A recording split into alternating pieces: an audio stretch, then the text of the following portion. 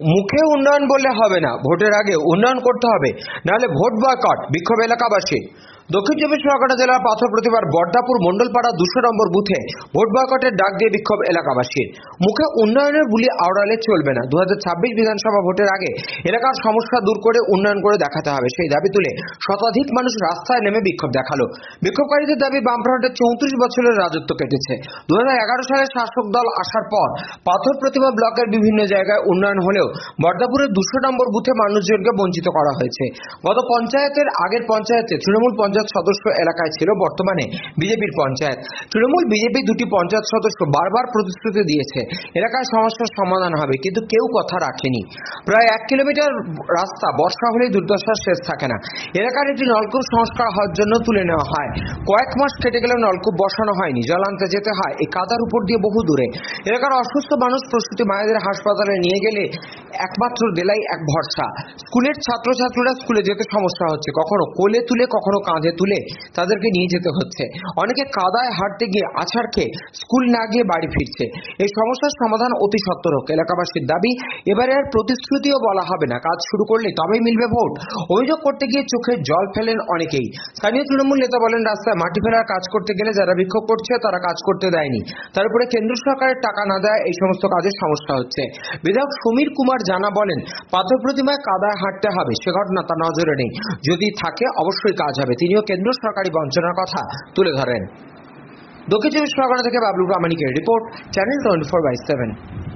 ইতিমধ্যে অভিযোগ উঠছে বা এই যে মণ্ডলপাড়া এলাকা রয়েছে আপনাদের অঞ্চলে, এই মণ্ডলপাড়া এলাকার মানে উন্নয়ন হচ্ছে না, মানুষ ভোট বয়কট করতে চাইছে এবং বলছে যে বিজেপি সদস্য বলে হচ্ছে না, কি বলবেন? এটা সম্পূর্ণ মিথ্যা। ওই রাস্তায় আগে ঢালাই হয়েছে এবং ওই রাস্তা কাজ করার জন্য নদী বাঁধে মাটি ফেলবে বলেছিল, সেটা ফেলতে তখন দেয়নি এবং তারপর থেকে তো 100 দিনের কাজ বন্ধ হয়ে গেছে।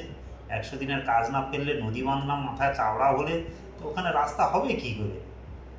আগে তো মাটি ফেলে রাস্তাটাকে চাওড়া করতে হবে, তারপর তো ইট বসুক বা ঢালাই হোক, সেটাও তো চিন্তা ভাবনা হবে। এটা সম্পূর্ণ রাস্তা হয়নি, এটা সম্পূর্ণ যেটা করছে এটা মানে সঠিক নয়। বরদাপুর গ্রামের মন্ডলপাড়া আমাদের এতজন লোক, আমরা আজকের যতদিন থেকে এখানে এসেছি ততদিন থেকে এই কাদা রাস্তায় আমরা হাঁটছি।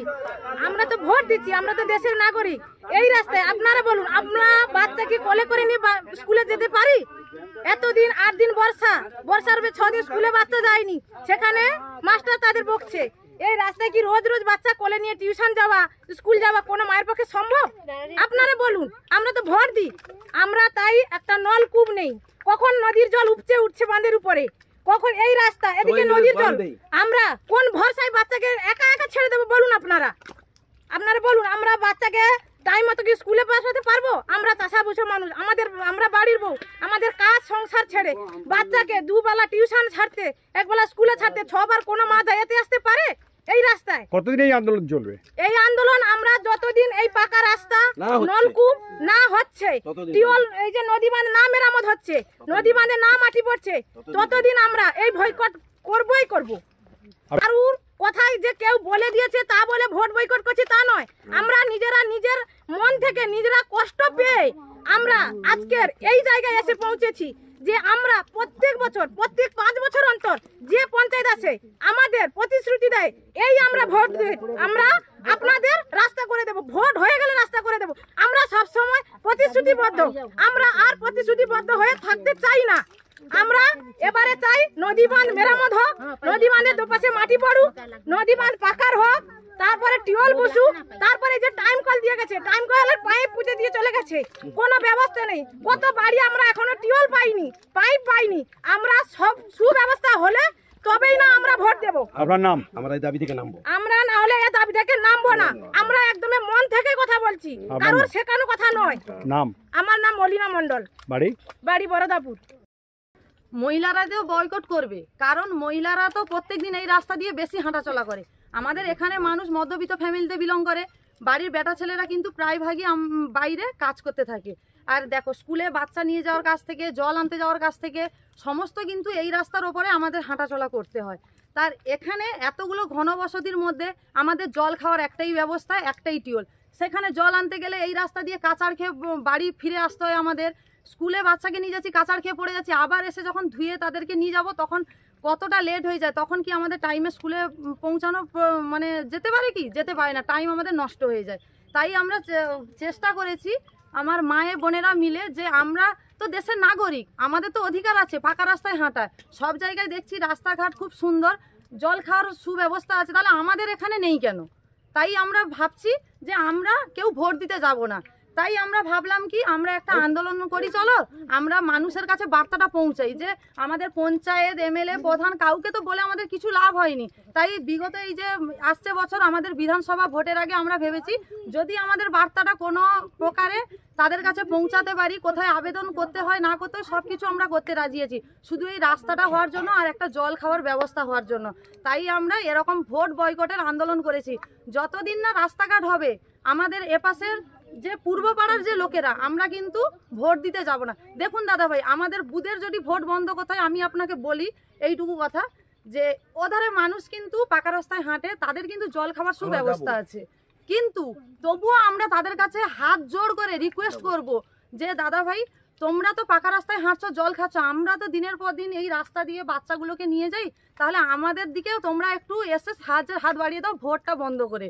আর যদি তারা না করে তাহলে আমাদের আর কিছু করার নেই, কারণ তাদের ব্যবস্থা আছে, তারা ভোট দিতেও পারে। কিন্তু আমার এই পাড়ায় যতজন আমরা বাস করি আমরা চিন্তাধারা করেছি যে আমরা যতদিন না রাস্তাঘাট হয়, টিউবওয়েল হয়, আমরা কিন্তু ভোট দিতে যাব না। এবার তোমাকে একটা কথা বলি, হয়তো আমরা মেয়ে ছেলেরা মিলে এই আন্দোলনে নেমেছি বলে 5 জন 5টা কথা বলছে, 5 জন আবার এটাও বলছে আজকে 2 দিন রাস্তায় নেমেছো কাদা হয়েছে বলে, যখন শুকনা হবে ওই মানুষগুলো তোমাকে প্রতিশ্রুতি দিয়ে একজোট হয়েছে, ওরাই সবাই ঘরে ঢুকে পড়বে, সবাই আস্তে আস্তে দেখবে চুপিসারে ভোট দিতে যাবে। আমি তাদেরকে বলতে চাইছি পরের বছর আবার বৃষ্টি আসবে, আবার কাদায় হাঁটবে, তখন কিন্তু আমি যদি বলি যে এরকম কাদায় হাঁটছো কি তোমাদের কি ভালো লাগছে? যখন আমি বলেছিলাম একজোট হয়ে চলো ভোট বন্ধ করি, তখন তো তোমার কেউ সাথ দাওনি। আমরা আবারও অনেকে বলছে যে এরকম ভোট কি বন্ধ করা যায় নাকি? মানুষের হাতে টাকা গুঁজে দিলে মানুষ ভোট দিতে যাবে। তাহলে আমিও তাদেরকে জবাবে দিয়েছি যে হ্যাঁ, ভোট টাকা দিয়ে যদি ভোট মানুষ দিতে যায়, তাহলে টাকা দিয়েছি তোমাকে কি আমি মুখ ফুটে বলতে পারবো যে আমি তোমাকে টাকা দিয়েছি? জোর গলায় বলতে পারবো না তুমি ভোট দিতে চলো। টাকা যদি কোনো পার্টি থাকে দেবে, যে যা নেওয়ার নিয়ে রেখে দেবে, কিন্তু ভোট আমরা কেউ দিতে যাব না।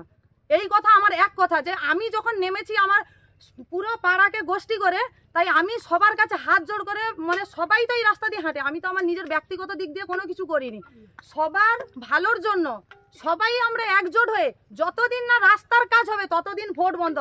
এরকম যদি আমাদের প্রলোভন দেয় এই টাকা ঢুকে গেছে, এই স্কিম এসেছে, রাস্তাঘাট হবে, তোমরা ভোট দিতে চলো, আমরা কিন্তু যতদিন রাস্তাঘাট না হয় ততদিন আমরা ভোট দিতে যাব না। আপনার নাম? আমার নাম প্রিয়াঙ্কা মাইতি মণ্ডল।